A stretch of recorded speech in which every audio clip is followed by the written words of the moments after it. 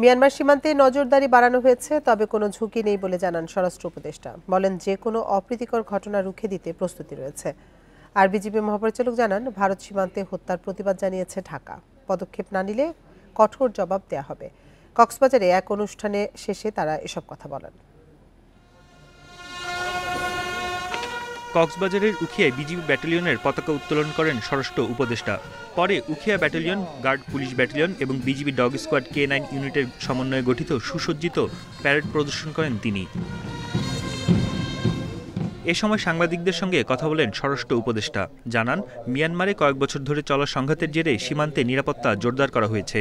অনুপ্রবেশ, পণ্য চোরাচালান, মাদক, জঙ্গিবাদ ও সন্ত্রাসী তৎপরতা রোধে বিজিবিকে কঠোর নির্দেশনা দেওয়া হয়েছে। এখন যে অবস্থায় আছে একেবারে পুরানো নিরাপদ আছে, এখানে কোনো সমস্যা নাই। এই এলাকাটা যেন শান্তিপূর্ণভাবে থাকতে পারে, জনগণ যেন শান্তিতে থাকতে পারে এবং বর্ডারটা যেন নিরাপদ এবং শান্তিপূর্ণ থাকে, এই চেষ্টা আমরা করে যাব।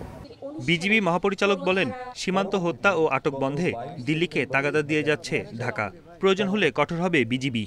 ভারতীয় অনুপ্রবেশ যারা করে, তো তাদের প্রতি যত আমরা সুন্দরভাবে নিয়মের মধ্যে আমরা যে তাদেরকে গ্রেফতার করে হস্তান্তর করি, সেটা কতটুকু আর করা যাবে।